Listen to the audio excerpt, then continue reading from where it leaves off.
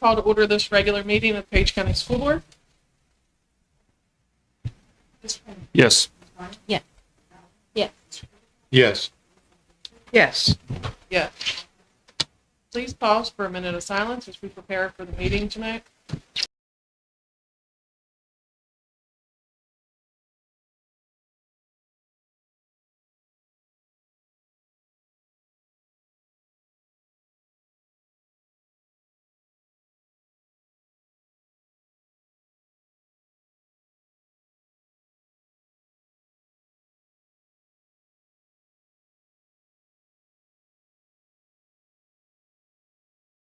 Ms. Alger, I believe you have our pledge leader, Mr. Painter. Do you want to stand at the podium real quick? Ms. Alger's going to read a little bit about you before you lead us in the pledge. Hold on. All right. It is my honor to introduce Hunter Painter. He embodies the very best of the Leroy High School community. Hunter is a dedicated scholar who attends Massanutten Regional Governor's School and consistently pursues academic excellence. He balances a rigorous course load with meaningful involvement around campus. As a committed athlete on both the football and baseball teams, a member of several student clubs, and a trusted leader among his peers, he demonstrates teamwork, perseverance, and school spirit in everything he does. More than his impressive achievements, he stands out for his character. He treats everyone with courtesy and respect, reaches out to include others, and models kindness and positivity every day. His peers look to him for guidance and inspiration. Teachers praise his reliability and thoughtful leadership. He represents the values we hold dear: excellence, compassion, and community. Please welcome Hunter Painter, a proud representative of Leroy High School student body, to lead us in the pledge.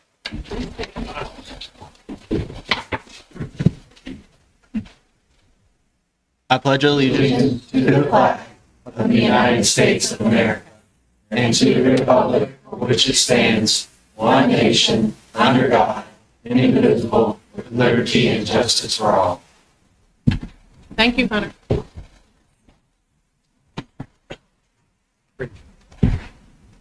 Dr. Jackson, do you have any agenda changes or additions? No, ma'am. I have a motion to approve the agenda. Make a motion, we approve the agenda as current. Second? A motion by Mr. Oberfeld, a second by Ms. Alger to approve the agenda as presented. Yes. Yes. Yes. Yes. Yes. Yes. Madam Chairman, I would like to certify that all information to certify personal matters discussed in closed meeting was in connection with section 2.2-3711A1. Okay. And A8. And AA. Oh, Second okay. that. I'm sorry. 8. All right, so we have a motion by Ms. Sullivan-Smoot and a second by Ms. Alger to certify personnel matters discussed in closed session. Mr. Painter. Yes. Yes. Yes. Yes. Yes. Yeah. Make a motion we approve the consent agenda with personnel action as amended. Second. A motion by Ms. Alger, a second by Mr. Oberfeld to approve the consent agenda. Ms. Braun. Yes. Mr. Oberfeld. Yes. Yes. Yes. Yes. Yes. Mr. Oberfeld, I believe you are going to recognize our volunteer of the month, Ms. Charity McClung. Yes. Ms. McClung, would you? I'll stand up with you. So, we would like to extend our deepest gratitude to Ms. Charity McClung for her many years of selfless volunteer service to our school community. Serving as PTSO president since 2019, very good. She has provided steady leadership, support for staff and students, and extraordinary ability to organize and inspire others to get involved. She is consistently accessible and does her best to accommodate requests from administration to support staff whenever possible. We deeply appreciate her positive attitude, her willingness to take initiative, and her talent for getting things done. Her long-standing work with the athletic boosters, including being instructional and organizing sessions, has made a real difference in our teams and spectators. Charity has led after-prom events since 2019. It's been good. And a lot of work there. and helped in countless roles to support her husband, who has coached basketball, football, and softball at Luray High School since 2013. In addition, she served as assistant varsity volleyball coach for 4 years and faithfully kept the varsity basketball scorebook for several years. We appreciate Charity's tireless support of staff and students in so many capacities and thank her wholeheartedly for her many years of great service. Thank you. Thank you. Good. Mr. Erba, I think they want to get a picture of you With Ms. Chair. Mr. McClung. Yeah. We're going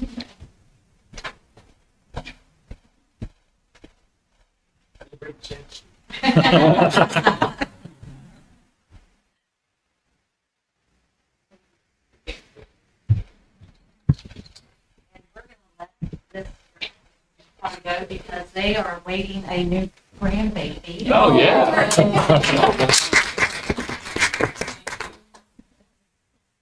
going to bring the volleyball team in.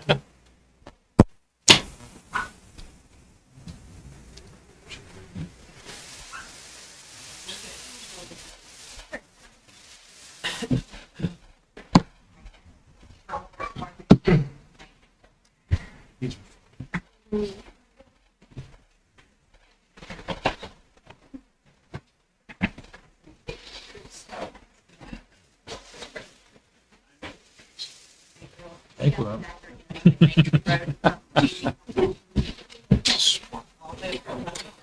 Holy mackerel.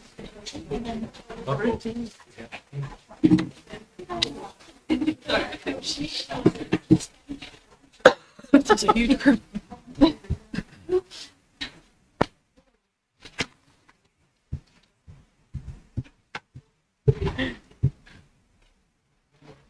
Do it. And there's are you ready? Are they- There's still more coming. No, we got more. Families. Cast of thousands. Right there, how are you?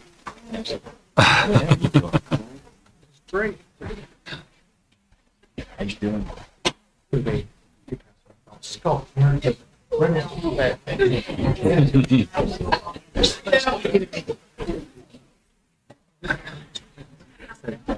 you guys name that kid? All right, all right. You can't tell there's not an excited volleyball group here tonight. Yeah. Family supported for sure. Good, good. I know, that's good. Good to see y'all. Can you imagine how I can?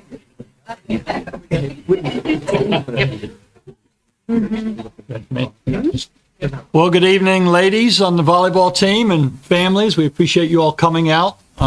We want to honor you tonight. You guys had a great season, volleyball state quarterfinals, and hard-fought match in that game. I was there that night, and well done to each of you. You should be very, very proud. You'll remember those kinds of games for the rest of your life. You will. So we are very excited to honor you tonight. We're gonna talk about each one of you, and those of you that got some awards, we're going to try to get those mentioned as well. But we just want to say congratulations. So with that, we'll go through the roster, and we're going to say a little bit about Coach Henry Wilson as well. And ladies, somebody told me, ladies, and you'll back me up, that I was to say to her that she needs to smile to me. I do on the inside. Okay. So tonight, from the volleyball state quarterfinals team from Luray High School, we have Lakin Vile, who was first team Region 1B and second team All-State.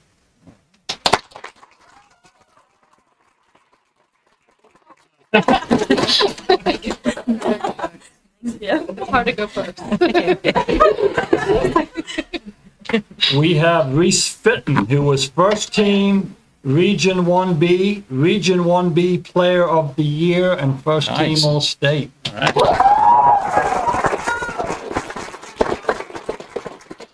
She'll be playing at EMU. And she will be playing at Eastern Mennonite University. We have Mariah Seal.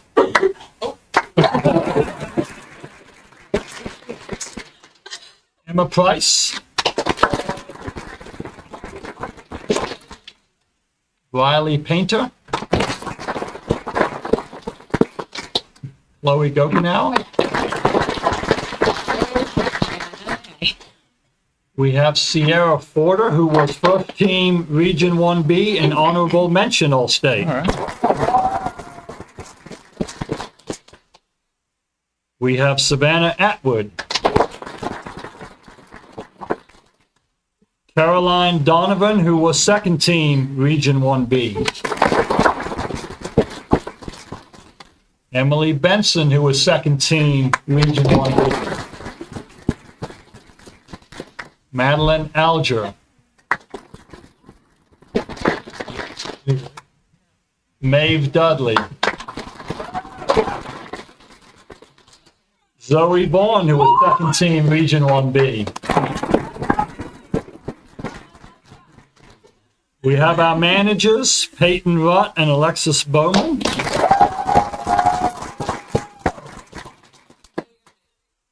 And this group was very successful because we also have the Region 1B Coach of the Year. Yeah.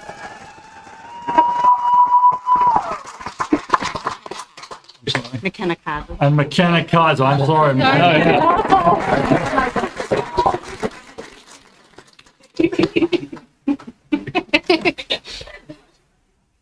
Ladies, thank you for joining us. We know that you're busy. We know that most of you do many sports, some of you all 3 seasons. And I will say this to you, when you guys do well, the culture at the school rises. So thank you for what you're doing for the school. Great job.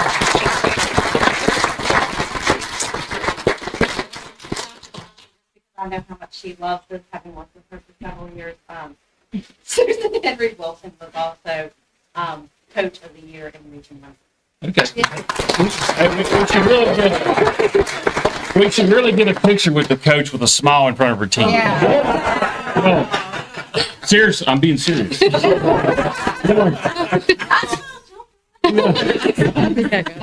a picture. They want a picture. You did a good job. Come on, Coach. Come on. Coach to the center. In the middle. Right. Why don't you just lay across?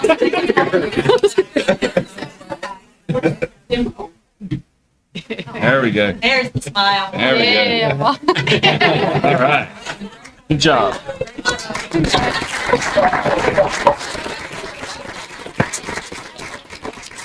Thank you, parents, for coming as well and showing Absolutely. support to your team. There were many times I looked across that gymnasium and would see the ACE, going across there. And back. So you guys did a great job, and that shows in your support here tonight.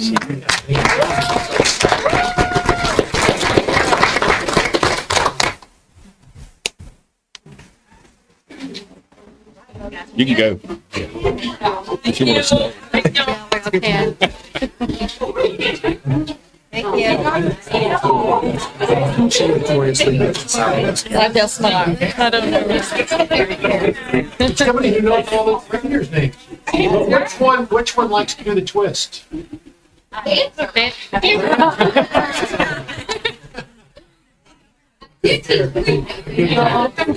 Merry Christmas. Maybe the third. With that table. Really?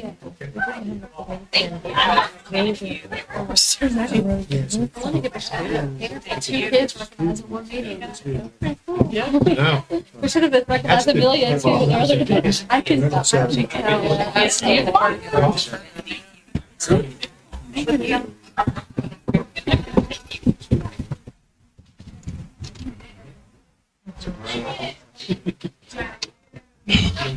So this recognition is bittersweet. Sweet, I know, because the 3 ladies that we want to recognize from the school board have earned a break. And so I know you're probably going to enjoy a little bit of time to yourselves, and perhaps a little bit less stress.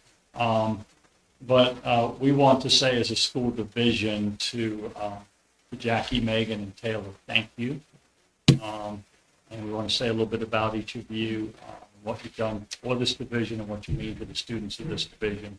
So we'll start with Jackie, who has been, and we're going to ask you to come up.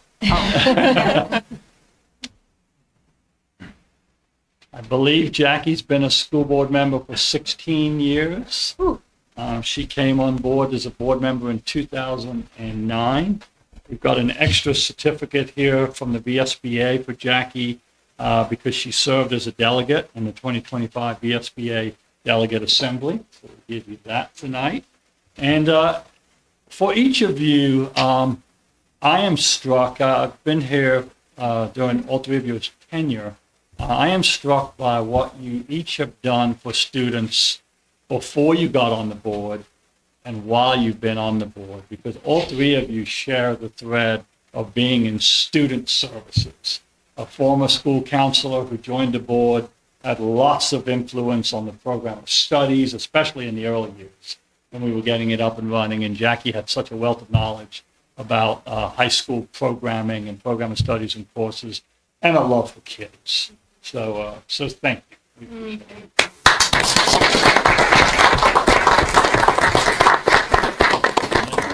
Megan to come up. We're doing this based upon length of tenure. Not that that makes a difference. Megan and I often joke about her coming to the school board, but that's a story for another time. But she stepped up in a big way as chairwoman of the school board. Again, a community member leading the PACA, and all of the things she does for this community that so many people don't see. 7 a.m. turkey trots. Who knows how late you're up the night before scanning elementary runners' bibs so they can run in the turkey trot, getting it so they can do it at no cost.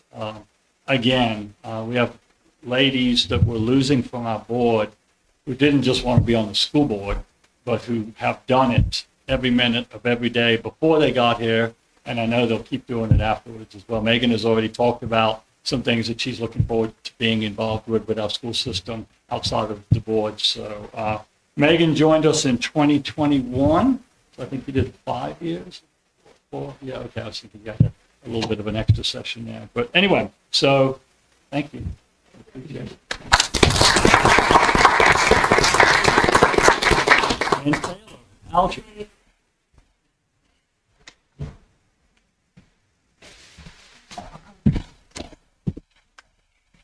Taylor's rounding out 4 years service to the school division. And another lady, she started with the division, TDT counseling at Springfield years ago, just being there for students. And she told me recently that while she's enjoyed school board work, it doesn't touch kids enough for her. She wants to be one-on-one with students. You see her in the rec center.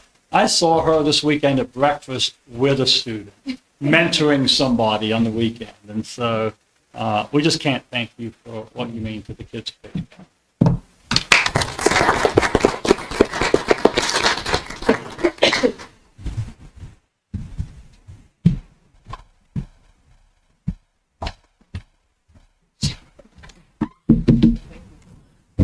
Ms. Meadows, Luray High School presentation.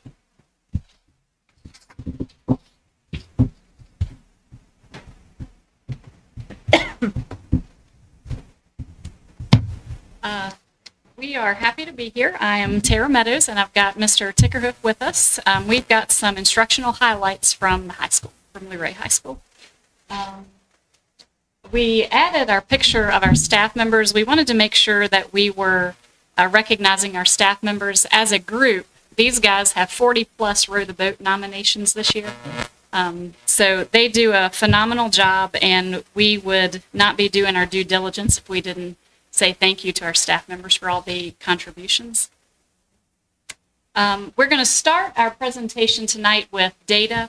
And so English is first. You guys can see over the course of 3 years, our data in English end of course reading is very consistent, 86, 84, 84. We are above both the division and the state level. So we're very proud of our English scores. On to the math data. Also very proud of our math. data as well. Consistent, again. This data is, the majority of this is our Algebra 1 scores, but sprinkled in here is a couple of Algebra 2 scores and geometry scores as well. Again, very consistent. We're very proud of our math data and both our English and our math. Moving on to science data. Our science data is reflective of the transition between the 2010 and the 2018 standards. Our scores are still very high. They are above the division and the state level, and we're very proud of our work from our science department. Those ladies do a phenomenal job, always looking for the next way they can help students. And history data. And for this, we knew in this presentation that we wanted to make sure that we said some things that we were working on. History for us is an area of growth. Our scores in this area are just a little bit below the division and the state average. This is, like I said, an area of growth for us. We're working with our staff on remediation, and this is reflective of world geography scores, but also world history 2 and United States and Virginia history. So we, like I said, we know it's an area of weakness currently, and we're working to address these particular scores.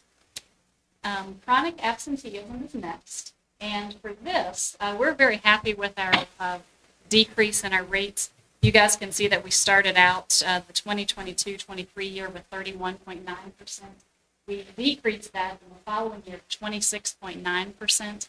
And then last year we were down to 23.7%. Part of the ways that we hope to address chronic absenteeism, we put some graphics up here to show you guys this. The picture on the left is our Bulldogs First Block Attendance Initiative. So each classroom has the word Bulldog spelled out. It's split into, each letter is separate. And so when a class gets perfect attendance, they put the B on the board. Then if they get perfect attendance the second time, they put the U up there. Okay. And so forth until they spell out the word Bulldogs. This is on a rolling basis. And so we have a spreadsheet, and every time the class gets the award, the teacher puts the date in the spreadsheet, and then Mr. Tickeriff and I will go visit and give the students a prize for their, and to date, we have given out 18 separate attendance awards for first block attendance. Nice. And then, I have one more thing on that slide I wanted to mention. The picture over on the right-hand side, that is our student incentive program. We're continuing this from, I think, 2 previous years that we did this. These are kind of like punch cards for students. And so the students that meet the criteria get the individual card, and then they can redeem the card for each of those prizes. And this is quarterly. We do this 4 times a year. And then we also are addressing chronic absenteeism with our student support team. Mr. Tickeriff and I meet with our 2 counselors, and then some other people join us periodically for these meetings every other week. And we have got a student support team spreadsheet. Teachers will put concerns on it. They can be behavioral concerns. They can be discipline or attendance concerns. We address those in some way and then report back to the staff on that. And then more informally, we've got the Stand For Me initiative, and that's just a spreadsheet of names of students. Teachers have added their name next to a student, one that they feel like they've got some sort of connection with, and then it's an informal check-in. So if they notice that they haven't been to school for a few days, or if they just see any type of concern, they will go and check in with them, say hello to them. There's no data that we collect on that. That's just a simple informal check-in. So students know we see them, we recognize them, and we notice that they're in school.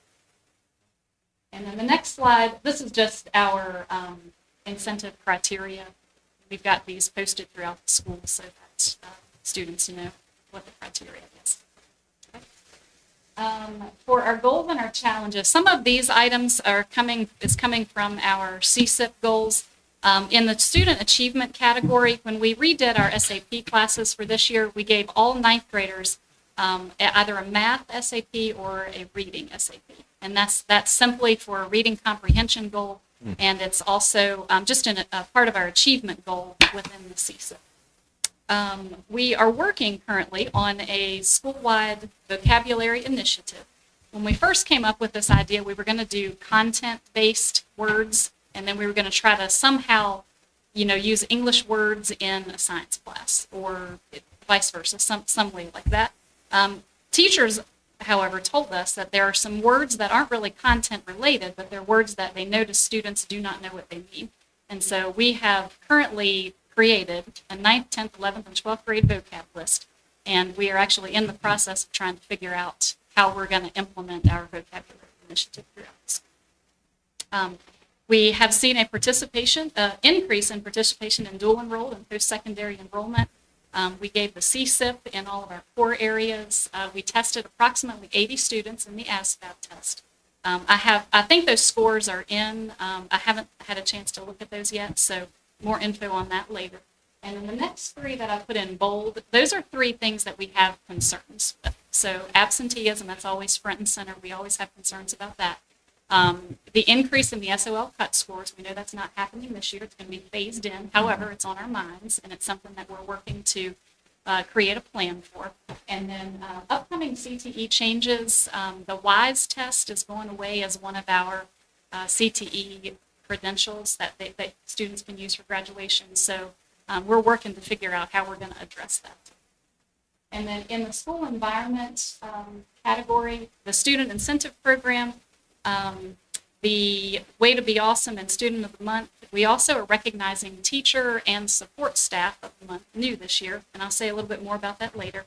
We're going to participate in the climate survey in January, and we've got a number of community events that we've done, and we'll speak about those here shortly.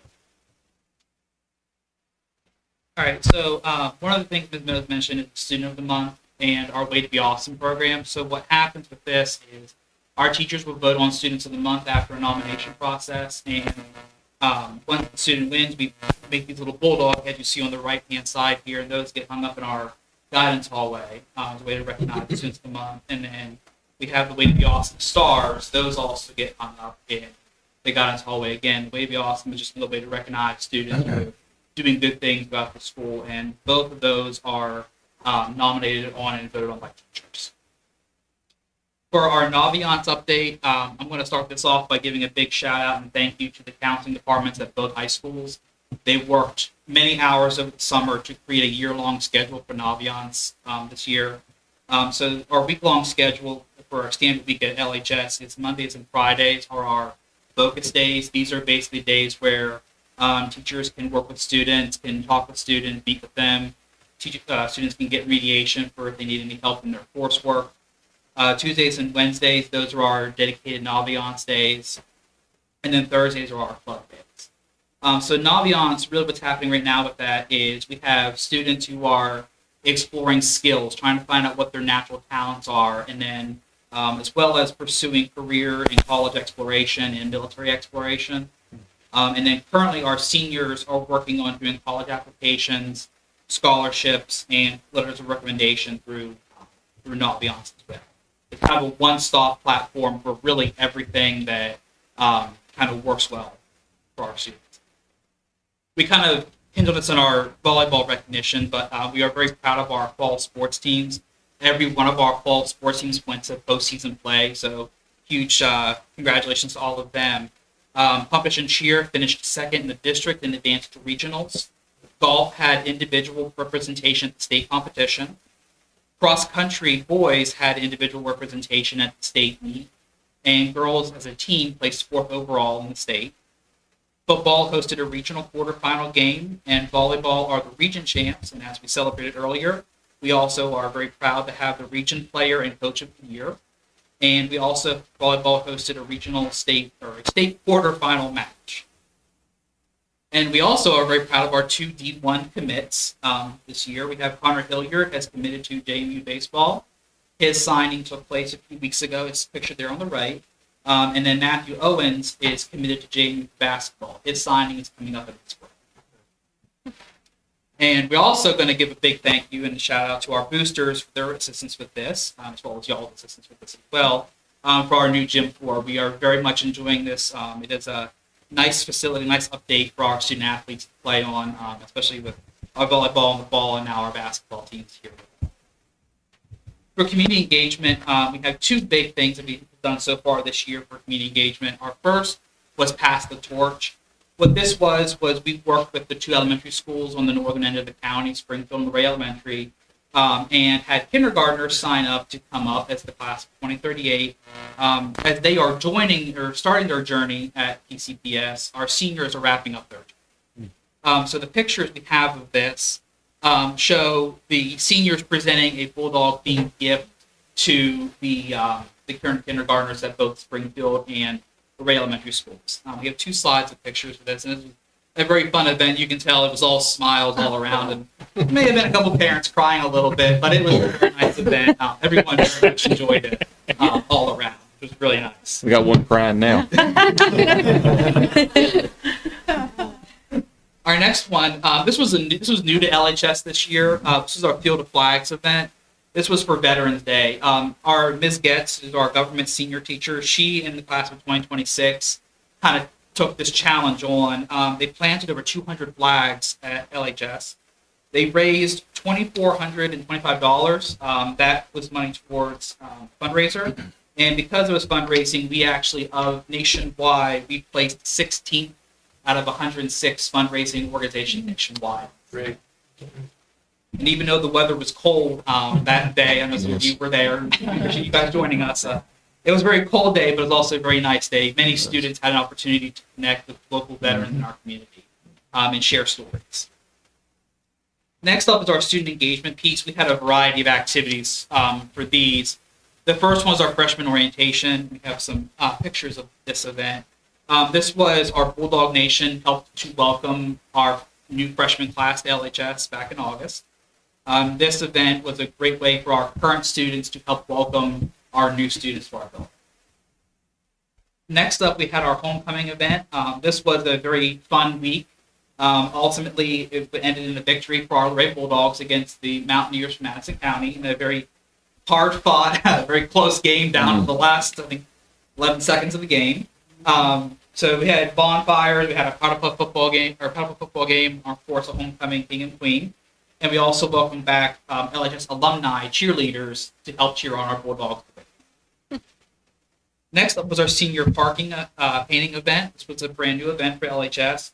We had about a dozen seniors participate in this event. Each senior who participated submitted a design that was then approved to show their interests and their hobbies, and in a couple cases, their future life plans. We have also like to thank our senior parents for this, because in some cases it did turn into a family event where families of the seniors were also there helping paint or even just to enjoy the show with them. And then getting close to this end of this section, we have our Halloween costume contest from Halloween this year. This was a costume contest sponsored by RSCA. We had a lot of fun, and I'm going to give a huge shout out to our student body for making this a very fun event. There were a lot of very interesting costumes and a lot of smiles and a lot of good time for that. And then the last thing for this section is our fall festival we had. This took place on Tuesday before Thanksgiving break. This was also sponsored by RSCA. The weather did thankfully cooperate enough. We did have some outdoor events as well, in addition to the indoor. And during this time, the students were able to participate during their staff.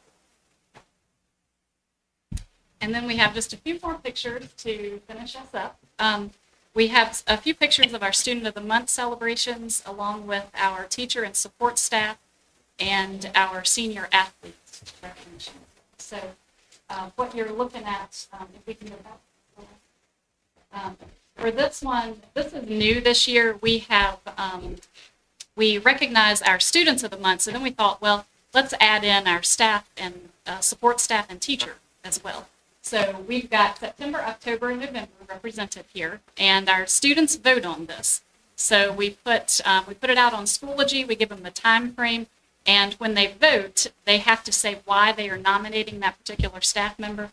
And then at a faculty meeting, when we recognize our staff members, we will read out what they said about them, give that to them, and then we also give them generally a drink and a snack that's on their favorites list as well, to recognize them, and we push them out on social media as well.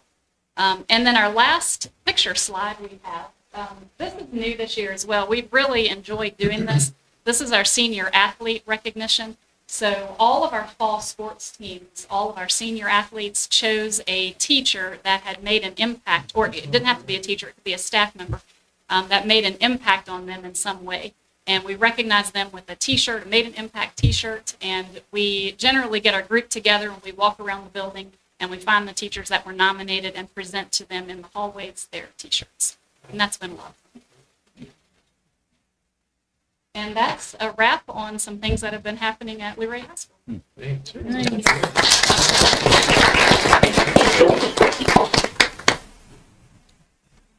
Questions?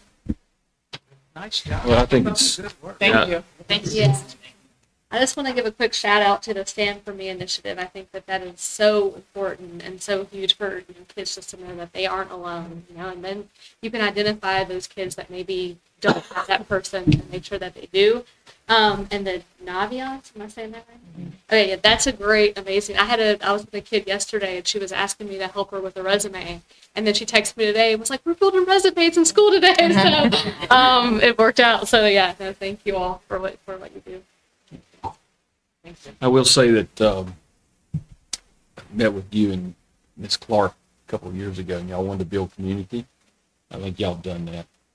It's really good, the stuff you see there, and he was at Page, and he was a great community guy too, and all these parents here. That's awesome, and the energy. It's good stuff. Thank you. Nice job. Ms. Miller, monthly financial. Yes, thank you and good evening, school board members. You have been provided with the monthly financial report for the month ended November 30th, 2025, where November expenditures for Fund 1 were $3,957,779.88. Also, I have provided a summary of expenditures by object category for FY26 and a comparison as well for FY25. With this, you have also been provided with the local match calculation, which we balanced with the treasurer's office. If you have any questions, I'll be happy to answer at this time.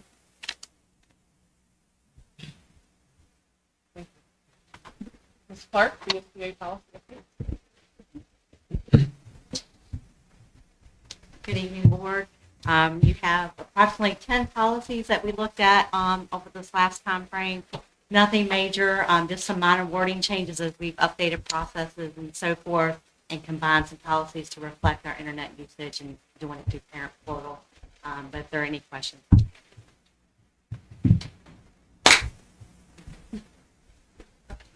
Mr. Runyon, business operations update. Good evening, board members. Dr. Johnson. I'm here tonight to give you an update on operations. Start with nutritional services. They had a great week during their Thanksgiving meals with the community coming in. At Luray Elementary, they had so many that they had split into 2 days, so that was awesome to see. They served over 10,702 meals, 6,940 lunches across the division. Those the cafeteria ladies were working hard, so we want to tell them thank you. Also, they've changed the way they've done some high school serving lines. They're duplicating the same thing on each line, so that's going faster, expediting the service, minimizing the amount of time students spend waiting in line. Gives them a little more time at lunch. They're pleased with the way that's going. And they are still continuing to support local agriculture, so they are serving locally grown lettuce and herbs from the Stony Run greenhouse, apples from both Thornton River Orchard and Market and Countryside Farm and Nurseries, chicken from Blackbird Farms, rice from Tidewater Grain Company, decaf coffee from Broad Porch. I'd rather have the caffeinated, and other various produce sources from John Henry in Newmarket. So lots of partnerships going on. We're very pleased with nutritional services. Transportation update. I think you're going to enjoy seeing some of these pictures. We have received 2 new buses here in November, and we are pleased with that. Some of the drivers that got new buses were very excited. And that we are pleased to begin rotating the older buses out of service. So that's a picture of it. And the one on the right is a picture of the camera. So there's 3 of them as you go Nice. front to back, which is going to be a game changer for different things. So also, next slide, please. These buses also come with AC, so that's going to be great when the weather gets a little warm. And then the picture on the, there we go, on the far right there, that is a picture of buses that just have the one camera, so in the front. So as you can see, if something's happening in the back, it's hard, and I've watched a lot of bus videos of principal, and sometimes it's hard to figure out what they're doing. You know something's going on back there, but it's hard to prove. But compare that to the next slide. Here's a view of our the buses. So we got a camera in the front, the middle, and here in the back. So now we can really focus in on anything that's going on. Sometimes, actually, transportation was telling me a little story. One of the bus drivers got his new bus, and when he pulled in, before he took off, he told the kids, "I'm going to tell you, this is a new bus. We got 3 cameras. They're watching." He said, "It's been quiet. It's been a long time." I said, "Well, they'll forget, and then we'll get them." But and then this last one over here is a picture in one of our vans, so you can see what that looks like. So transportation is very excited. Next slide. So here's an update on the incentive program. 20 employees currently have perfect attendance out of the transportation. 20 more have either missed a half a day or maybe 1 day. You got 9 employees, 1.5 to 2 days. 9 more, maybe 2.5 to 4.5 days. And then some that's missed 7 to 15, but those are some long-term illnesses, surgeries. That's to be expected. We feel that this is reducing the number of bus runs, and we think it's helping with the substitute drivers. And so I asked transportation to give me some numbers in case you asked. Double runs during the 24-25 school year, from the beginning of that year to this time, was 84. This year, same time frame, 45. So we've reduced those significantly.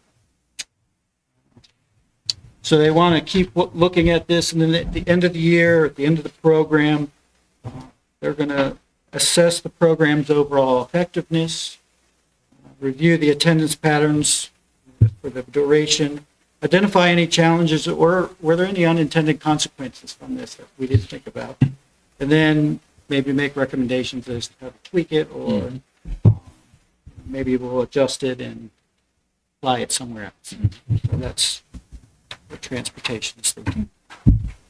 Business operations, O&M financial dashboard is up and running, so Mr. Bell helps us with this. When we get a purchase order, he's tracking that for us, which has been helpful for budget time to figure out what we're spending maybe on HVAC, what are we spending on electricity, et cetera. So that dashboard is up and running, and he's going to keep adding to it as we go, and it should be a very useful tool for us. Procurement, all of our vehicles on GovDeals were sold, so that was great, and they've been picked up as well. So the last bus just went last week, I think, so they were all off the property. And then we'll evaluate which vehicles or items might need to go up on GovDeals next. Okay. And then maintenance. Currently working on boilers at the high schools. That's routine maintenance. Boilers and chillers are always being worked on. The fire doors have been replaced for the fire marshal's request at Shenandoah, so that's been taken care of. Work orders, so corrective work orders. These are your normal things going on that get placed. From August 23rd to the end of November, there were 492 work orders that they've done. Or I should say have been placed. Some of them might not have needed to be done. And then the preventative work orders in the same time frame, 160 of those. So the guys are busy, working hard. And then with that, we're also doing bathroom inspections throughout the year. So we catch leaks and all this other stuff. And we were able to assign our snow removal routes, which we might need pretty soon. So the plows are ready, the Ventrex mowers, we use those to plow off the sidewalks. Ice melt is there, and there'll be hopefully we can minimize the time out by getting some of this done. And last but not least, a little security update. Vector call lists have been updated for all of our buildings at the beginning of the year with new people and in different places and different positions. Security protocols, we're always developing those and revising with input from local law enforcement. We do meet with them. We had one meeting. We haven't gotten back to that, but we will be working on that. In the latest grant, we got bus cameras. So some of the older buses can now be, with these cameras, can now have 3 cameras throughout those ones too, to help with security and safety. School cameras at LES and Stanley, and then the radios at LES, Page Mill, and Shenandoah. And that's all I have. Questions? Yeah. You're welcome. I'd actually like to talk to you after the meeting today about some stuff I've heard down at VSBA. Okay. That's picked up on maybe things like DOE grants for agriculture and stuff like that. And the programs that they mentioned that may be of use. Okay. I would say the transportation, I think you got a culture there that's really working well. Yes. And the drivers are so dedicated.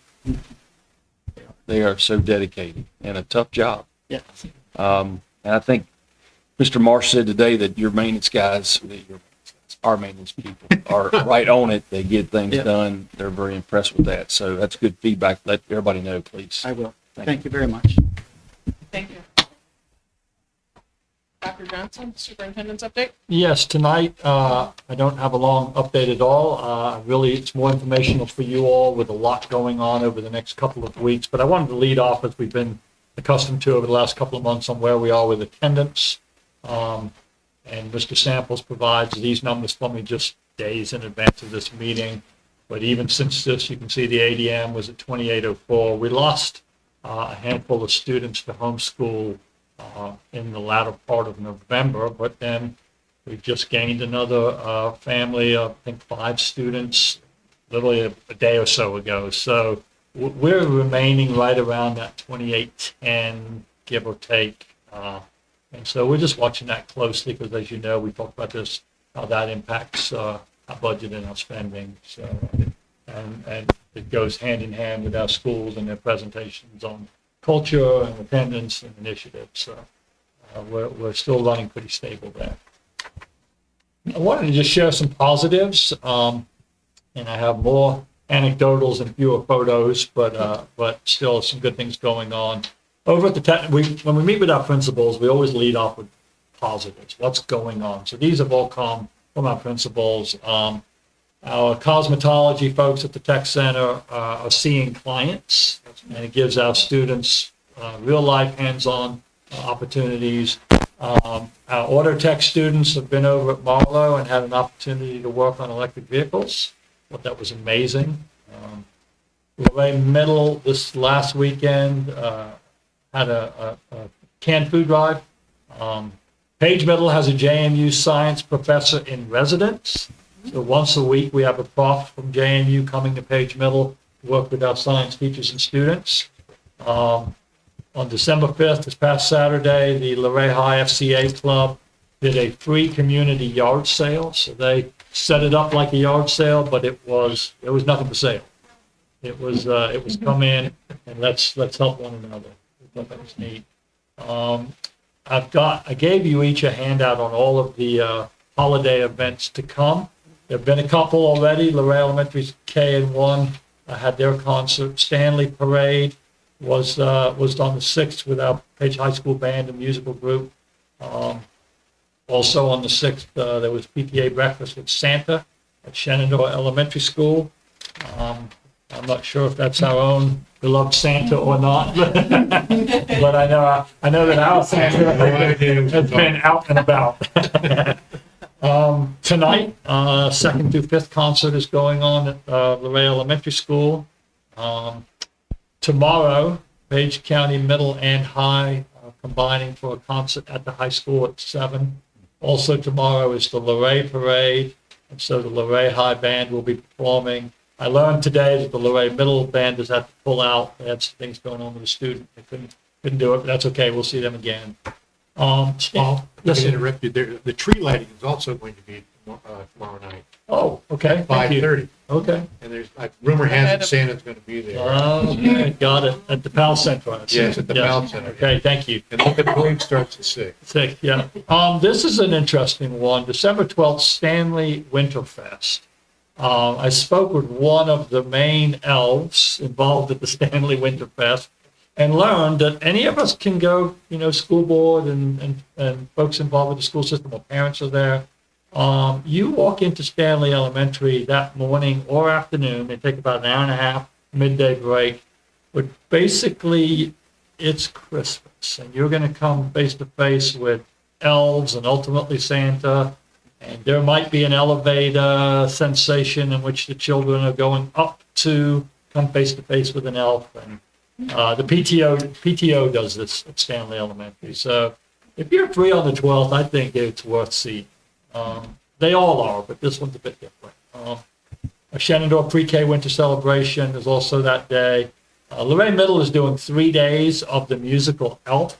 Some of us got to see the set in the auditorium today. I think that's going to be pretty neat. $5 a ticket. You can see that's 7 o'clock on the 12th and 13th, and then 3 o'clock on the 14th. The Shenandoah Christmas tree lighting, and I know we have students involved in that one, is a big gem park as well on the 13th. So again, there's just a lot going on. It keeps going. The 16th, Stanley concert, Shenandoah concert. Lorraine Middle and High are having their combined concert on the 17th. Page High's winter concert on the 18th. And then Page Middle are having cookies with Santa on the 19th. Page County Public School students are going to be well prepared for Christmas this year, I think is what I can say. That leads us up to December 22nd is when winter break begins for students. And students return on January 5th, which is a Monday. I appreciate you saying, Mr. Painter, what you did about the school bus drivers, because I also wanted to say something today. Our drivers are dedicated, committed, faithful, and I would also use the word resilient. We've seen that in the last 2 weeks on some unusual situations. On December 2nd, we had called a 2-hour delay. Buses were literally on the road picking up students, and we had a security situation on very short notice. We had to close schools, and I had the bus radio, and I was listening to drivers communicate. They didn't know what was going on. Sometimes you can't give that information in the moment. They simply handled business, made sure students were taken care of, and got them home. It happened again, not a security situation, but on just the other day on the 8th. I was up very early looking at weather forecasts, and it was clear, and there was nothing coming, according to the weather app I was using. And by golly, wouldn't you know it, about 6:45, especially down south in Shenandoah, it was snowing, it was just above freezing, and in downwind temps. And we had some difficult roads in some of the higher elevations and back roads on the Shenandoah end, and our drivers managed it. They are fantastic, and we need to let them know that every chance we can. They're professional, safety, and I just wanted to make sure that we said tonight publicly, thank you to our driving staff. So just in finishing up, again, I already mentioned the dates for winter break. Actually, schools are open, no students, on Friday the 2nd. That's actually a work day, which you might remember with the school calendar. Teachers had the choice to do 2 flex days in the summer, in which case they're off on that Friday the 2nd. But teachers also were allowed to choose if they wanted to do 1 summer flex day, then the 2nd counts as their 2nd flex day. But teacher assistants are not working that day, and our 12-month employees will be working that day. And everybody will be back on the 5th. So the end of my presentation is simply to wish everyone a very Merry Christmas, Happy Holidays, and all the best for a wonderful New Year.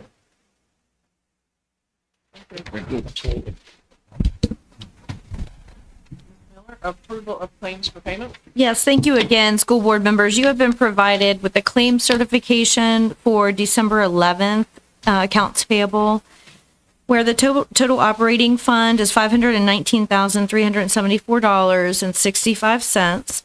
Fund 5 the school food service expenditures are $35,135.42 for a total of $554,510.07. You can see, as always, listed below there, we had quite a few that we need retroactive approval for, since we just had the one board meeting. You can see those listed there for payroll and payrolls, and also at coaches' pay. And then in addition to this, you have been provided with a list of claims for the December 11th accounts payable and check registers. If you have any questions, I would be happy to answer. I make a motion that we approve claims payment as presented. A motion by Ms. Askew, second by Ms. Alger to approve the claims for payment as presented. Yes. Yeah. Yes. Yes. Yes. Ms. Miller, purchase orders over 10,000. Yes, you have been provided with two purchase orders over $10,000 for your consideration this evening. The first one is for CyberGrade Technologies backup service and licenses in the amount of $10,794.28. And then the second one is the Dell Chromebooks, the 600 Chromebooks totaling $140,604. And I made note here to let you know that Mr. Samples was able to save a considerable amount by ordering these Chromebooks, but they need to be ordered before the end of the year. These will be paid for through that VPSA technology grant. Is that accurate, Mr. Samples? Okay. Make a motion, we approve the purchase orders over 10,000 as presented. Second. A motion by Mr. Overfelt and a second by Ms. Alger to approve the purchase orders over 10,000 as presented. Yeah. Yes. Yes. Yes. Yes. Thank you. Dr. Alderfer, the 26 through 31 gifted plan. I cannot say that I created that plan. Our Title I, Mr. Hopkins, did create that, and I bring it for your review. So if you have any questions, you'll likely need to ask Mr. Hopkins. I'm not real familiar with it. But he wasn't able to be here tonight. We are asking for your approval.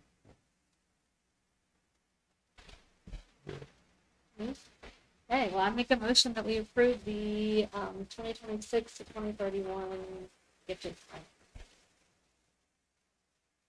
Second. Motion by Ms. Alger, a second by Mr. Painter to approve the 26 through 31 gifted plan. Mr. Painter. Yes. Yes. Yes. Yeah. Yes. Yeah. Dr. Alderfer, the Bell policy. So at our last meeting, we had presented an overview in the policy of the bell-to-bell cell phone policy. And there were a number of questions that a number of board members had, and we actually had our student representatives brought up some really important issues that we needed to resolve as it relates to that. We've gone back, we looked at some of the concerns, and have put together some plans to address some of those. And we wanted to just share with you just an update and where we stand, and then if the board, at their pleasure, will ask you to approve that this evening. So first of all, this is just an overview. The high school, middle school, and elementary school students may not use personally owned electronic devices during school, so currently they're able at the high school level to use them during passing time, at lunch, before school, etc. High school and middle school students may use personally owned electronic devices at school at extracurricular activities after school hours and on buses. And personally owned electronic devices must be concealed in a separate container, like a book bag or purse, and they must be muted. If a student doesn't have such a container, then one will be provided. There are some exceptions for students that have an IEP. Or have a medical plan that would require them. So, for instance, some students have glucose monitors if they are diabetic, so they would be allowed to have them and operate those. And we also, this was the issue that had come up regarding some of our dual enrollment classes and whether or not there was difficulties for them to be able to access the level of internet that they need. So some of the resources through our filtered internet that we would have in school. And so we've worked with Mr. Samples and our high school principals to come up with exceptions that would allow those students to be able to utilize personally owned devices in the courses in which they need those to be accessed. So there would be exceptions that would be approved by the principal. We discussed with the high school principals, if the board does decide to approve the policy, about an implementation date. We'd initially recommended or were suggesting that we would do that when we came back from Christmas. After talking to the principals, they strongly recommended that we do that at the semester break, which would be in mid-January. They said at that point, we're shifting classes, teachers can set expectations at that point. Because there's a break, we'll have about 2 weeks or so where we could prepare students, help them get used to it, just continual reminders about this is coming so that they're ready for it once we turn into the second semester. So there were compelling arguments by them to make those changes. So that would be our recommendation too. But if you do approve it, that we just note that that would go into effect in the second semester. So I'm happy to answer any questions that you have. I don't know if there was any others. Is that it? Okay. I'm happy to answer any questions that you have, if you have any. Yeah, I have a couple. So if you go back to that new slide there, I think the parcel must be concealed in a separate container, such as a book bag or purse. So just a book bag or purse, as long as it's stuck in there. As long as it's off their person. It's off the person. Mm-hmm. Yeah. So at lunchtime, they cannot open it up and look at it. They would be able to. And in between classes, they would not be able to do They that. would, right. So bell to bell, essentially from when the instructional bell rings, which is, I believe, at around 8:15, plus or minus, is that right? And, that at that point, they would need to put them away. So they would be able to have, if they come into the school before school, they're waiting around in the hallways or whatever, they are able to utilize them then. But once the instructional bell would ring, they would have to put them away, put them into a separate container, and they wouldn't be able to access them then until the bell rings. After school, they can then, for sports and all of that, right? So there are some schools, I'll say, that have prohibited cell phones, or they put them into, there's pouches that you can put in that are. And the discussion, there was some discussion about that. As far as the pouches, they're costly, right? One thing. And the other thing about that is, and I know for me as a parent, so I'll speak personally, I would feel uncomfortable with my child not having access to it just in case of something, an emergency of some sort, right? So certainly if there's an emergency that happens, we do want kids to be following the direction of the adults, but we also recognize that parents want to be able to access their kid if there is something that would happen, an emergency of someone, right? So if they have those pouches, those are not, they have to be, we would go through a system to have them unlocked. Mm-hmm. So, and that wouldn't be possible like an emergency. So that was the decision. Yeah, well, we went to the conference in Williamsburg. There was a lot of confusion what bell to bell meant. Mm-hmm. Even between the different divisions. And one of the things that they talked about was basically when you get dropped off or whatever, you get on a school bus, you get dropped off by a parent, you don't have your device until you get back in. And if they find it, they basically keep it and then tell the parent to come get it. Mm-hmm. That's some of them. So we're not doing that. And we're definitely allowing some safety before the first bell rings, and some safety right after the last bell rings, which is good. Now, the thing about it, you're going to have to do is just like we did with the other policy, is enforcement and how that's crossed the board. Consistently. So how are you going to monitor that? So that really comes down to the personnel, right? To the teachers enforcing that. What I will say, having been in a school division that implemented it, and I may have shared this before, having it be a bell to bell and not having gray areas within the day actually made it easier for administrators to be sure that that was being enforced. Because if they walked into a classroom and there were cell phones out, a teacher could say, well, I give permission during this time because it's, they're doing this or doing that, or because teachers had some flexibility in that. But there have been times then that turned into them just having them all the time, right? In this situation, now when it's bell to bell, that takes that decision away from the teacher and just says, we're not going to do that. You can't make exceptions, right? So I think it does help with consistency that way. And if a teacher decides for whatever reason that they don't want to follow that, that will get back pretty quickly. Kids will talk about that, in Mr. Smith's class, we don't have to do that. And, so I think it will help us. So, Dan, you mentioned that one of the reasons why you're not going to power down the phones is from a security perspective. But if the phone is muted and it's not on their person, how would they know that they've got a call coming in? But no, so it's not for calls going in. It would be if there was, God forbid, a real emergency, Right. and they needed to get They off. can call out. They can call out, Okay. and they could, if there was something going on and they had access and needed to talk with someone, they would have, as opposed to it being not with them at all, left at home, or in a pouch which they couldn't access at any. Perhaps I misunderstood. I thought you said so the parents could contact them. Only in the case of Only one way going out. Yeah, and again, if there was a real emergency, we're probably not enforcing the cell phone violation. Oh, absolutely. Yeah, right. So if a parent was to call in, they would. The next slide, just to double check, the dual enrollment exception. Yes. We are meeting the letter of the statute with that. Don't ask, don't tell. We haven't.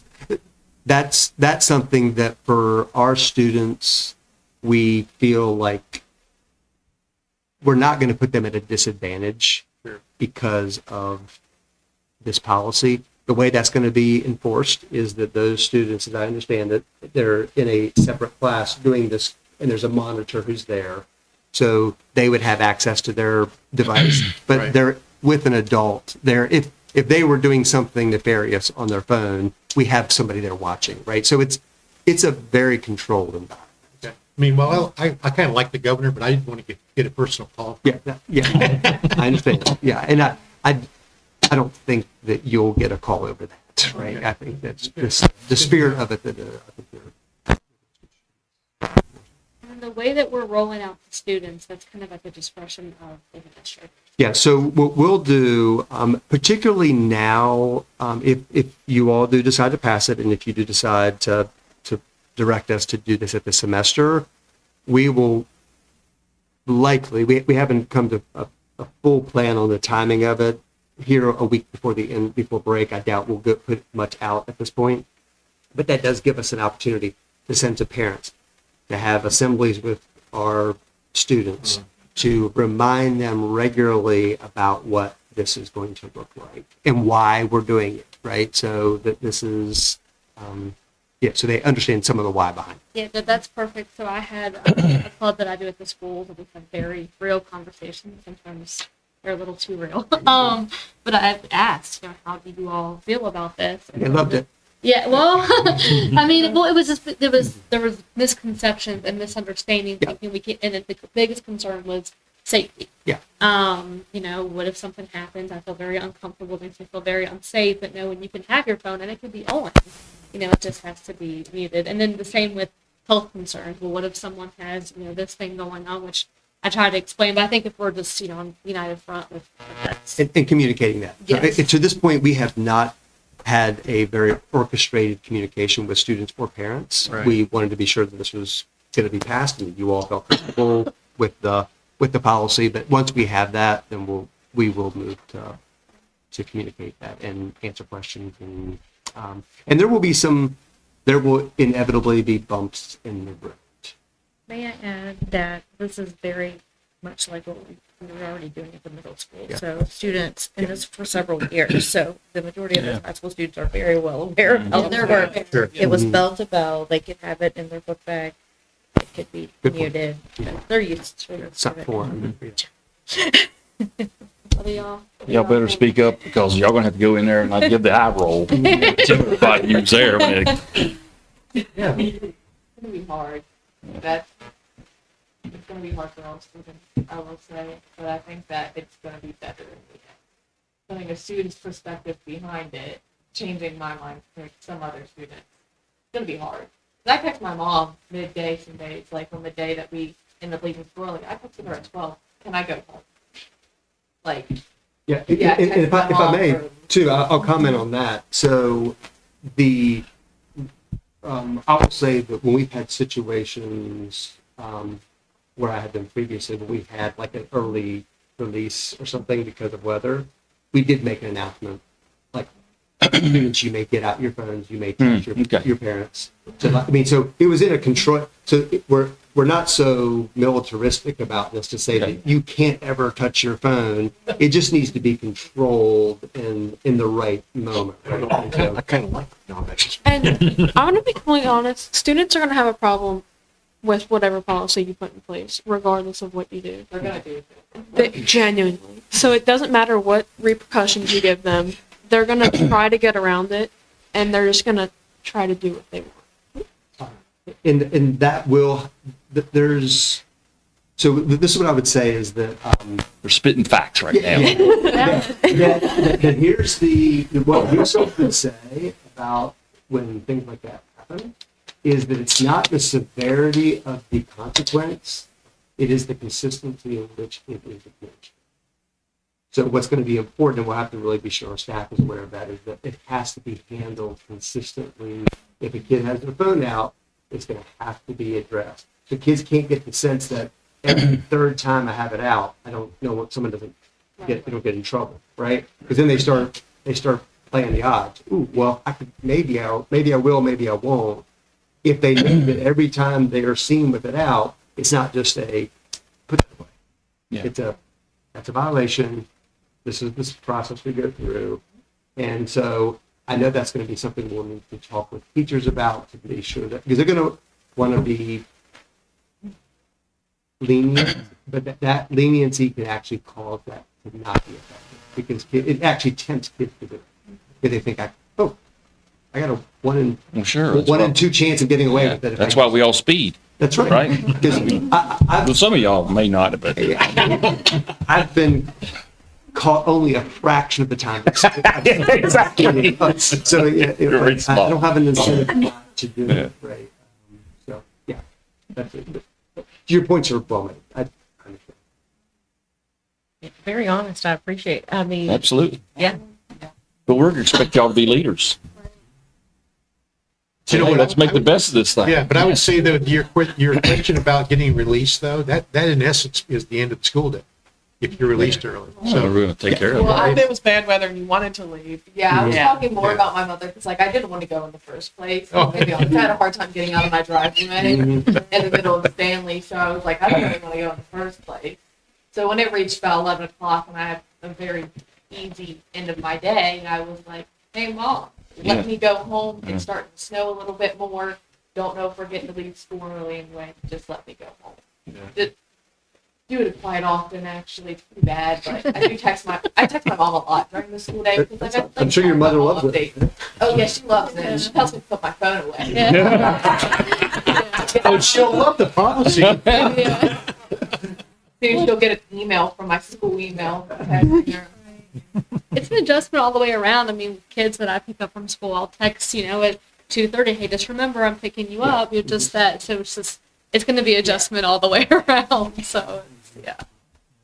I guess in that case, I'm a little fun. Okay. So we do recommend the approval of the policy, and with the recommendation, I don't know if this needs to be in the motion or not, about having it be implemented at the beginning of the semester. who's going to be excited?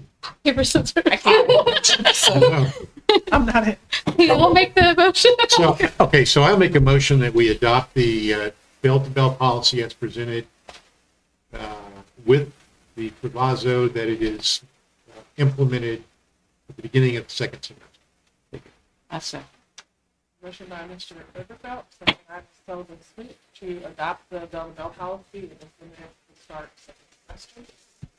Yes, I have a comment. So I'm for the students above all things because that's why we're here, right? And I wanted to give you guys space to do it. And things have come up that the cell phones have been part of that. And I think I understand why we're wanting to do that. I think the science is perfectly clear. I spoke to a teenager this week who's struggling. And one of the things that they identified was that they became more and more staying online and staying in their room, not engaged with their family, not engaged in anything. And you guys aren't like that, I'm sure, but that happens to people. And you may have that time when you feel that way yourself. So it's very dangerous in some ways in the science. Now, as far as the governor comment, I could care less. Because we're going to do this because it's the right thing to do at this time. And I still don't know if I'm voting for it yet. But at the same time, we're doing it because there's reasons for it. And I appreciate you bringing it up. And I think the implementation is going to be tough. But I do know that students, when they're in school, they should be enjoying themselves with their people, not someplace else. Because I remember going to my daughter, going through lunch, and I went to say hi to her lunch table. Not one of them looked up while I was talking to them. These people knew me, right? But then once they said it, they put them all down. So it locks you in. It's a tough thing. I understand it. And the science is backing it up. There's a problem with all this.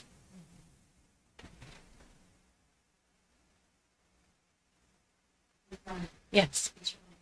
Yes. All my kids I work with forgive me. Yes, but also say it's the science is there and it's for our kids' mental health, and it's not all of it, but it's enough that it needs to be done. So yeah. So I appreciate you guys' comments, but I'm voting yes. Yes. Yeah.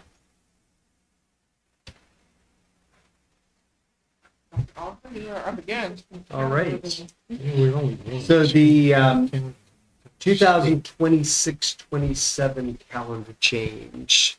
So we became aware a few months ago that the Page County Fair was scheduled to be run starting the first week that we start school in next year.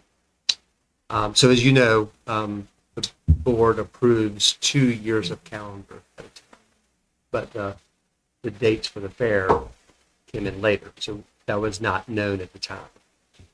So we've spent the last couple of months reviewing. There's a calendar committee that we brought back together. We've had a couple of meetings with that group and gotten quite a bit of feedback. Ms. Clark is a member of the fair board, so she talked with board members there. As we were looking through this to get their perspective, we want to be very respectful of the board, and we're not trying to step on any toes, and to interfere with that schedule.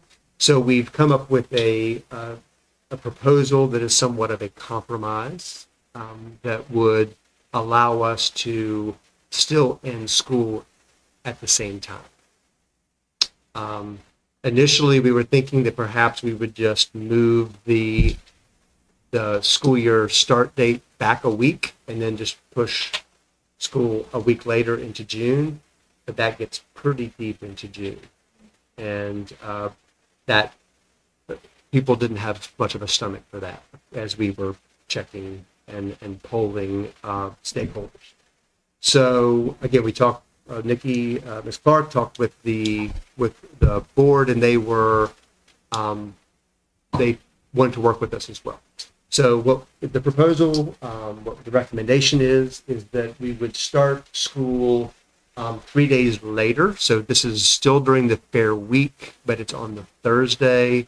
Like kids' night is like on Monday. There's other events that are happening that the feeling is that a Thursday and Friday may not have as much of an impact for the fair as some of the other days might. But by losing those 3 days, we need to make them up at another place. So we currently, we have 2 weeks off for winter break next year. And then there was the Monday we came back was a work day. It was going to be, so really we had 2 weeks plus a work day on the Monday. We decided to take that day. Felt 2 weeks probably enough. It's okay that we would come back and on that day on the 4th. And then we had 2 other days. So March 19th,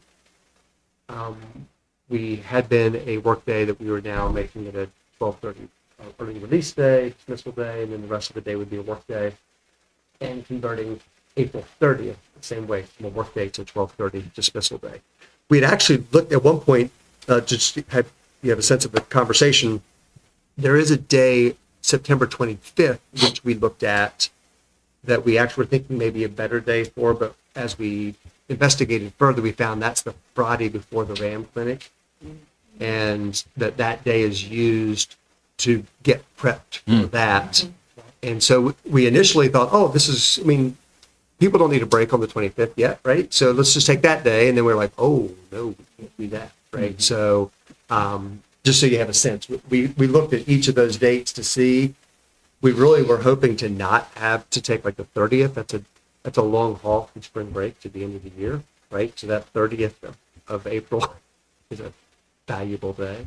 But really, we feel like this is the compromise. And then the last day removed, June 5th, that's a Monday after school's out. We just removed that day. Didn't feel like it was necessary for people to come back after the weekend. So would that move, if we didn't do this, that would move graduation to the second Saturday? What I see here? Be the 12th. The 12th? But with this, we're going to do it on the 6th. Keep it the way it You was. keep it the way it was. Yeah. Okay. Yeah. Or the 5th. Yes. Yeah, yeah. So this would keep everything as far as the ending of the school year. Those dates would be the same. Graduations would be the same. There wouldn't be any alterations in that. Okay. Seems like a good compromise. Yeah, I'm glad the fair board. Yeah, that was very helpful. worked with you. Because that could have been a challenge, right? I mean, and understandably, I mean, we're not wanting to step on toes, but if they wanted to make a stink, they could have, Sure. right? And so I didn't speak with them, but I think he said they wanted to help the school.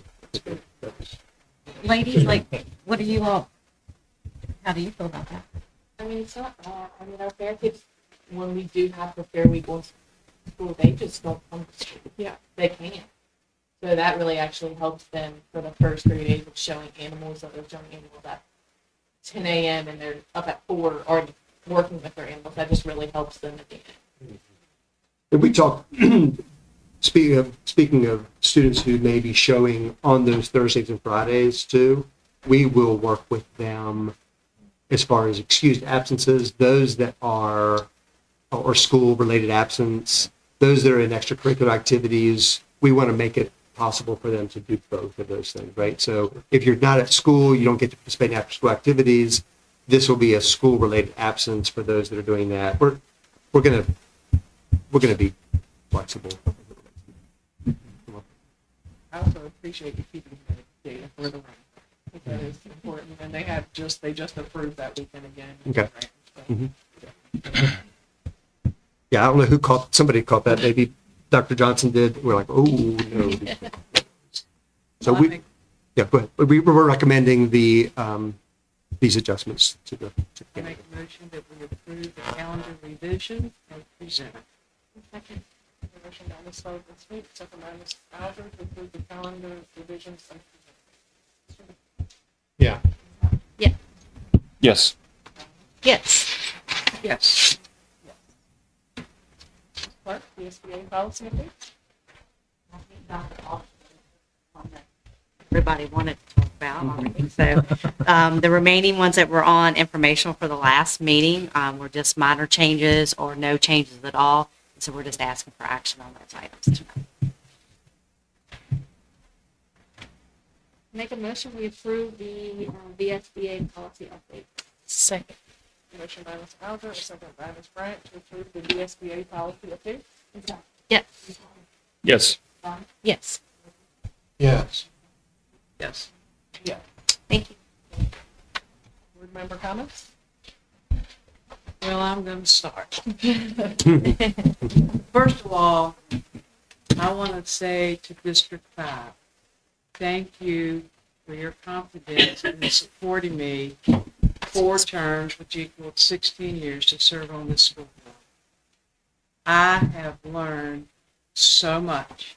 And I had 34 years in education, but it's my opinion, until you're on this board, any board, and you start learning everything, your eyes are brought wide open to how you think things are, that you really find out how they are.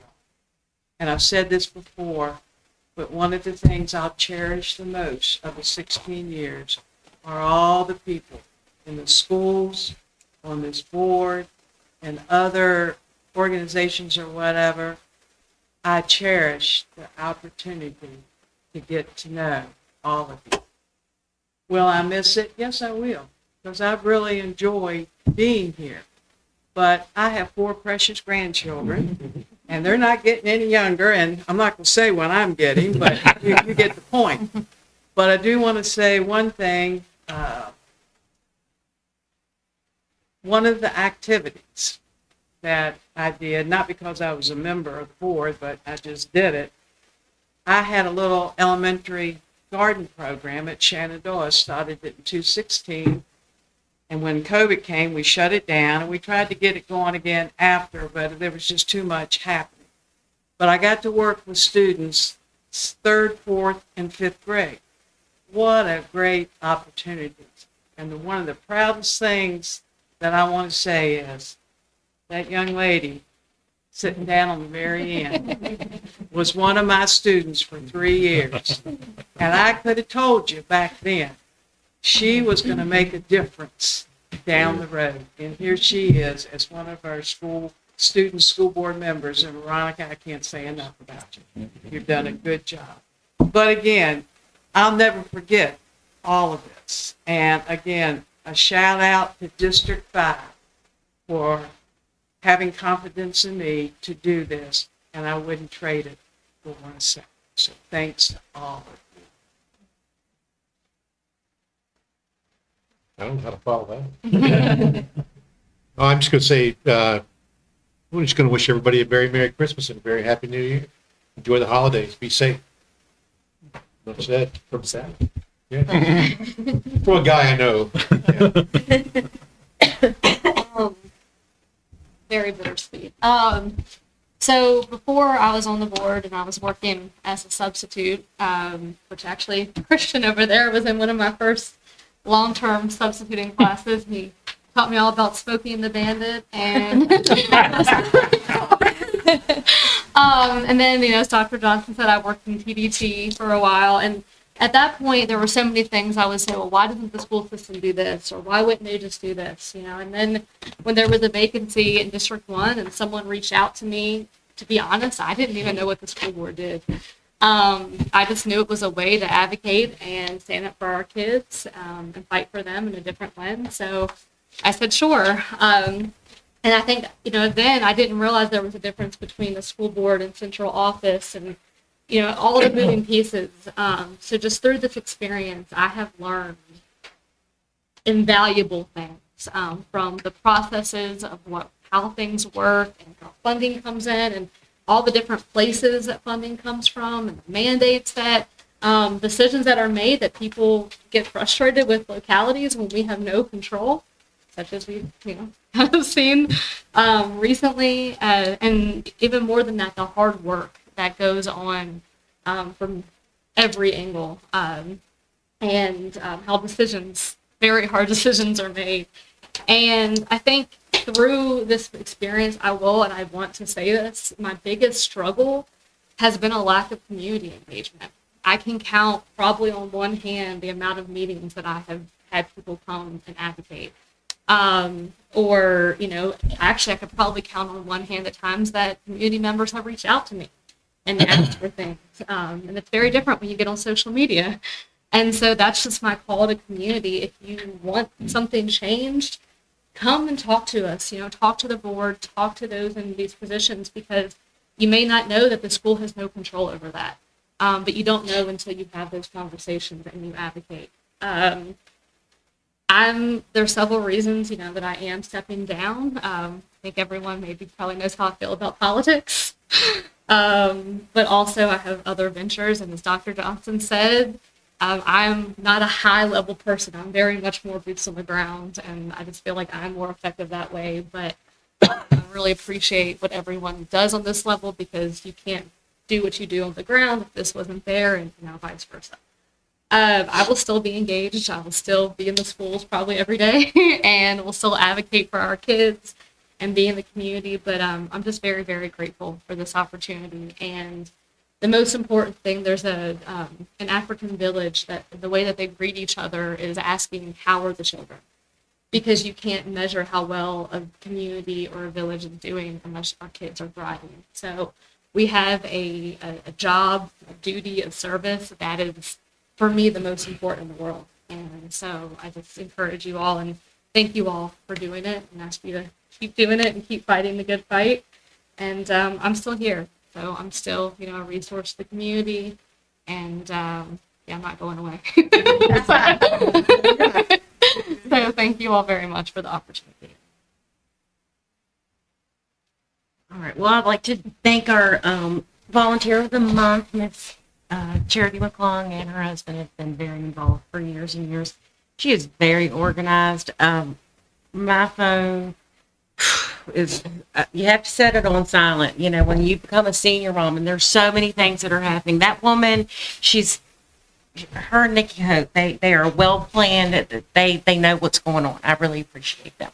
So I want to say thank you to her. I want to say thank you to Mr. Samples. Thank you for having a good eye, watching some numbers for us. And I would also like to thank Ms. Meadows and Mr. Tiggerhoof. They did an awesome job. Good stuff happening at Luray High School. It is exciting to see all of those things. And the three ladies tonight, you all have beautiful hearts, great intentions, and it's been a pleasure to work with you all. I know you will be well, do well, all of the things. You have served your community well, and we are grateful. Thank you. And Merry Christmas. Yes. Yeah, Merry Christmas. Get that out of the way. This is It's going to be a long speech again. no, it's not. It's a sad night for me, personally. We've walked a road together.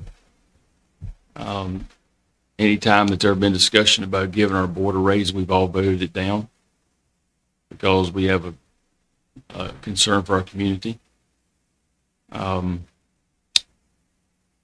So Taylor, I'll call her the angel of Page County.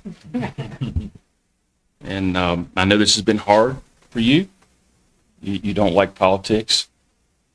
And there's been several times that I can see the pain on your face when we're discussing something. And I'm glad you're not going to have to do that anymore, that you can just pour yourself into the kids. You're a beautiful person that's got a beautiful heart for kids. And we work with some of the same kids. And they would not be the same without you. Megan, you gave us 3 of the best athletes in Page County High School history. I like to. Yeah. And they've given us championships, state championships. Gave us great careers in college, too. You're tough. This has been a hard road, too, for you.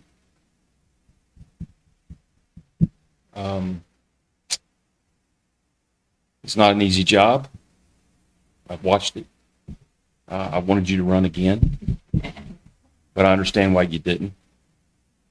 And I know you're still going to be involved. So you're appreciated. I want to let you know that. Jackie. You call her Miss Jackie. We had a celebration at her house with Dr. Fox before she left. And the way she sat there and controlled the room and talking about her stories of her family. And that's something we're missing in our community. Missing that pride of community and family. I'm not totally negative because we saw a lot of it today, but there are segments that are missing that. And she just spoke life to you. I hope you realize that. That's going to carry with you. She spoke life, words of life, and that's what she does. And she's our cheerleader. And I just lost my cousin, Bruce, who was a high school friend of hers, and we never talked that she didn't ask about my cousin. And that's the kind of heart she's got. And it's a beautiful heart. And I hope, I wish you the best. I wish I could see y'all more often, but we probably see much, much less of each other. But I wish you the best. And thank you for that. Everything you've done. I want to say I've had a rough couple months, and while I don't know you guys super closely and super personally, when I walk into this room, I feel very comforted and very safe, and I wanted to let you all know that I'm very thankful for that, and let you all know to have a very safe and happy holidays, and I love whatever this is. I've been sitting here. It's a coaster for your coffee. Whatever you want it to be. A necklace. Well, what I want to say is, so my friends are always so curious what I do when I come here. They're like, what do you do? I'm like, I'm not allowed to discuss it. But the one thing I get happy to say is, I'm like, but I want you to know that the school board truly does care. Like, they are fighting for you. It might not look like that when you're getting mad because the snow day's not called. Snow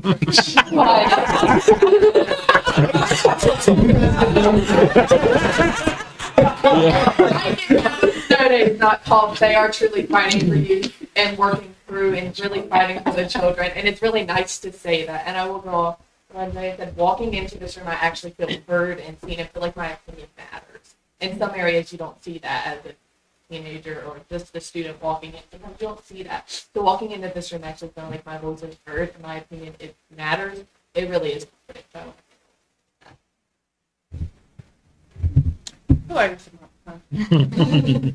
Well, Dr. Johnson, I can thank you for this whole thing. We'll just save that story between us, how I became chair, or why I suppose I became chair. But actually, why is because I do like to serve, and it has really been a pleasure to serve this school division, because Mr. Painter referenced my legacy, I suppose, my 3 kids, but they wouldn't be who they are without the school division, and without this school division, without the custodians they thank every day, the cafeteria workers, the coaches, the school boards that they've had. And so I thought it was really my duty to give back, and that's all I ever wanted to do. I'll be with Taylor, still giving back.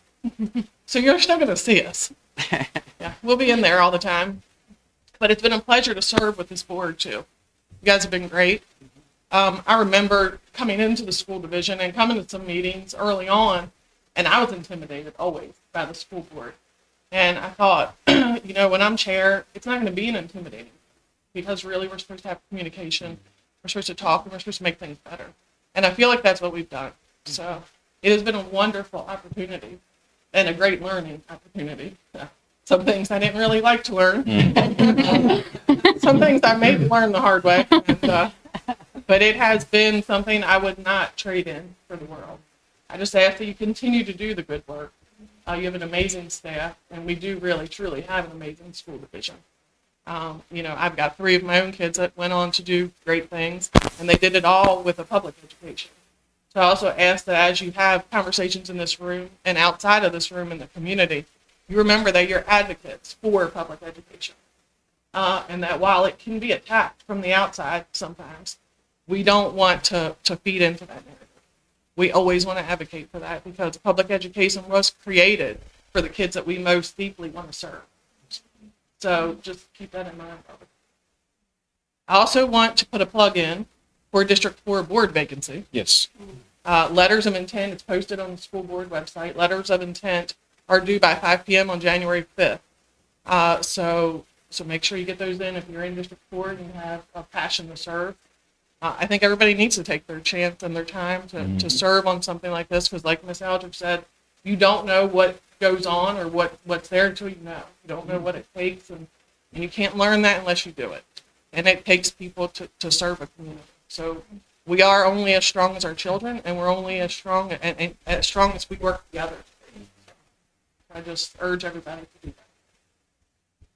So I guess happy holidays, Merry Christmas. Yeah, Merry Christmas. Get that out of the way. Get that out of the way. Humbug. Okay. The final time, I guess. Right. Go, I go. make a motion, we adjourn. I second. A motion by Ms. Alger and a second by Mr. Everfeld to adjourn. Yes. Yes. Yeah. Yes. Yes.